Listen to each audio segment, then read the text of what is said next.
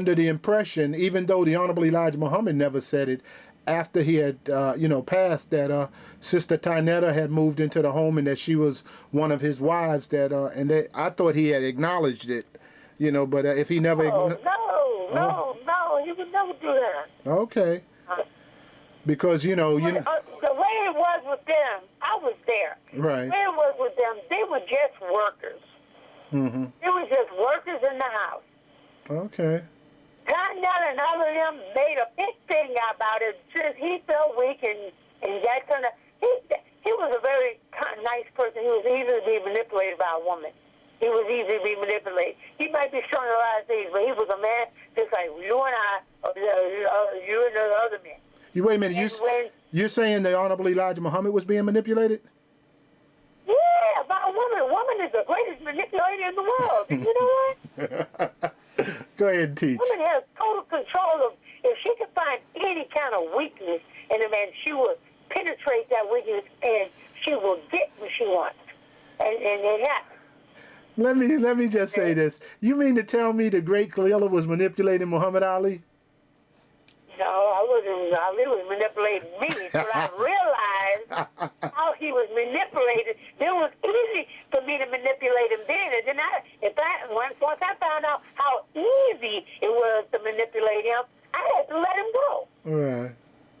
I don't want a man like that. I don't want to have to do a man like that. All I want to do is give something good to somebody, to inspire somebody to be good, be great. That's all I'm here. Women have a power to do that. Women have a power of manipulating. Yes. A lot of times, manipulation is not always bad. It's a form of devotion. It's a form of a power to help and inspire. Right. You know what I mean? And to give a man drive. This is what women have always have had. And Joe Tex was no exception. Once he went back into show business, there was a new era of music. It was disco. And disco is short for disconnect. He was disconnecting himself. And he even talked about discomonia. That's a sickness, brothers and sisters. And Joe Tex became very, very, very sick. And it was very sad for me to see a man who was so talented, so gifted with some of those final recordings. I saw on the street, I saw a CD that said Joe Tex Fat Bottom Girls, and the cover of it was so disgusting. I said, what has happened to my brother? Is he just trying to now sell out to get a hit?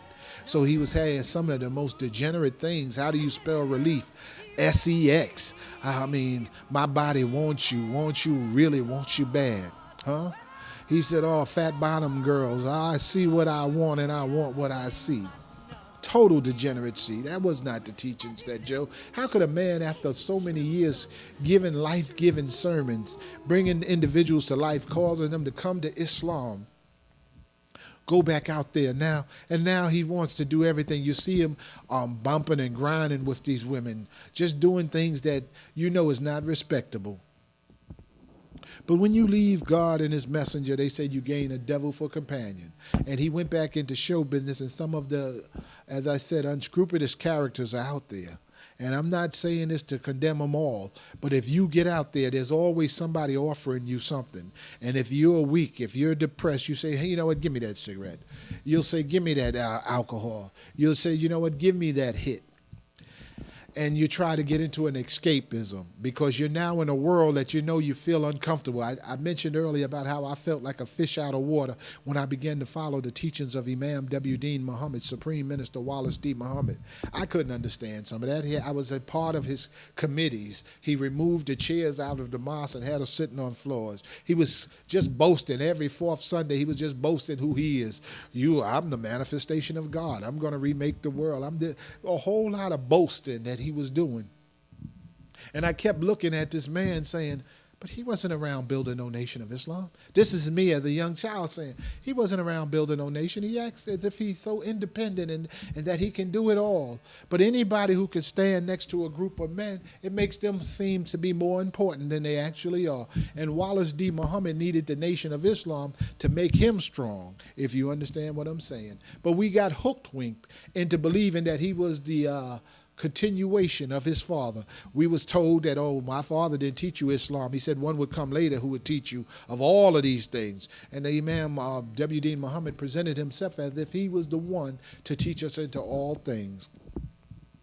See, brothers and sisters, I'm just trying to give you a backdrop of what I believe happened with Joe Tex, because I experienced similar things.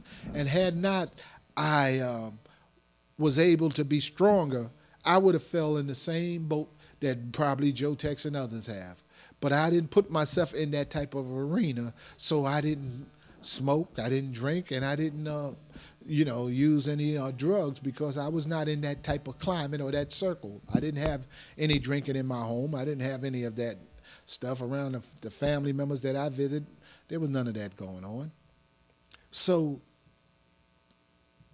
I'm just trying to give you a backdrop what I believe happened with Joe Tex. I believe he began to doubt. He began to doubt that what he was involved with was right and correct. And when a man is not uncertain, a lot of times we just fall, and we don't know which woman we're going to fall on top of, because we always want something soft for a soft cushion. And so sometimes we find solace, or we find some sort of comfort in the arms of a woman. And as we were always told, they were to be our helpmeet. Sometimes we needed them to help us meet some of the situations that we found ourselves in. And Joe Tex is not the only one who have done that. After the teachings of the Honorable Elijah Muhammad, during my period of following Imam W. Dean Muhammad, I myself was seeking comfort in women. And so I understand that. I understand that fully. And I thank Almighty God Allah that I was able to overcome that by God's grace.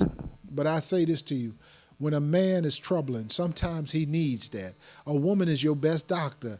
Joe once sang the song, "A woman is all the heaven that a man really needs. She can be his heaven, but she can also be his hell." He said he truly do believe that. And as I said, everything Joe Tex has taught us was in a song. And he talked about the women problem.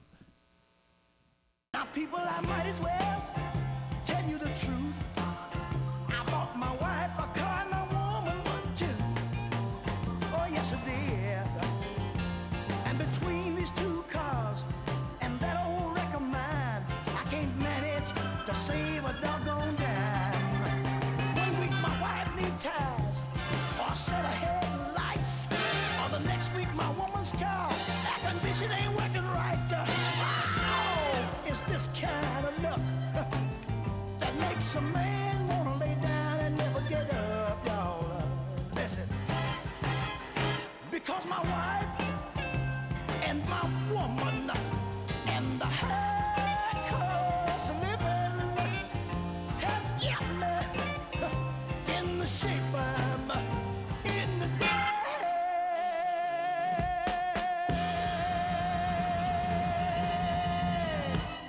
So I wanted to bring that element, and they said that there was a showdown on stage, a battle, and I don't know. Did Joe ever mention any of this to you? Oh yeah. He and James Brown had a long time feud. He didn't like James Brown one bit. I know. No. He didn't like James even the teachings, he got on James Brown when he was teaching. Yes. So. Yeah, there was no love lost between those two men. Do you know why? Besides the obvious with the woman. Well, Joe incorporated a bit of the James Brown showmanship in his act. And, with the cape coming on at the end and then Joe tearing it off, and you know what I mean? James Brown said, "Don't be no dropout." Thank you very much. I'm promoting Black Pride.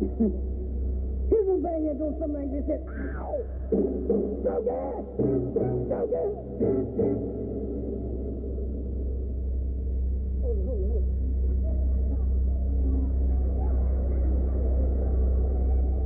Cleaner forgot these creases. So good! So good! I got these!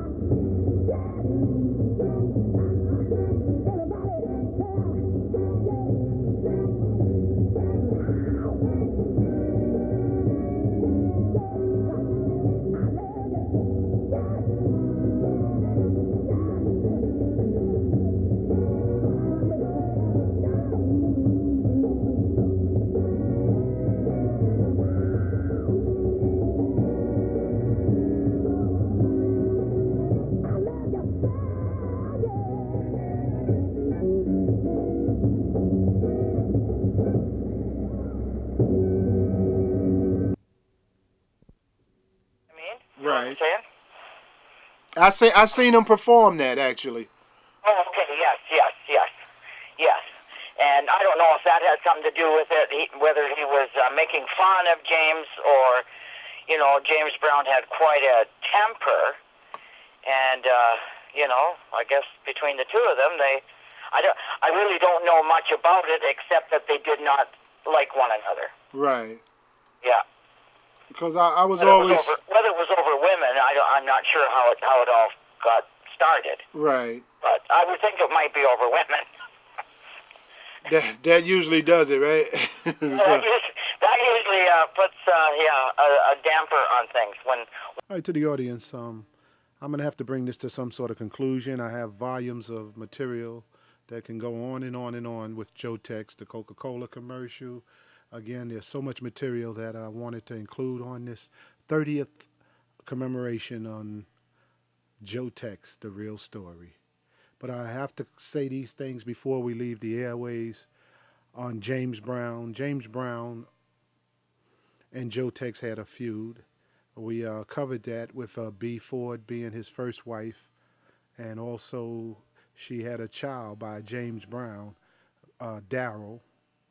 We wanted to cover that. Joe Tex wanted to battle James Brown for the King of Soul, a crown that he said was really belonging to Little Willie John. And he went to the press. He wanted to make that a reality showdown with the Godfather of Soul. I'm a huge fan of Joe Tex, but I'm also a fan of James Brown. And James Brown was the Godfather of Soul. Whether he stole the microphone routines, James Brown, attended up in Harlem that day where they had up at the Apollo Theater. I took my camcorder, went up there, and the crowds that from early in the morning lining up to go see James at the Apollo. And he duplicated that, I believe, in Georgia at his James Brown Arena. In comparison, everybody knew about James Brown passing as compared to Joe Tex. So he was definitely soul brother number one, and he deserves that. His home, I videotaped his home, which was just a few blocks from where I am now and where I grew up. And again, James Brown supported the Honorable Elijah Muhammad. He was one who was trying to be self-sufficient, owned radio stations, had his own Learjet. He was one who was showing black pride and taught us when we was how you going to get respect. Ike Ballard and them song, when you haven't cut your process yet. But James Brown would say, I'm soul brother number one. Say it loud. I'm black and I'm proud.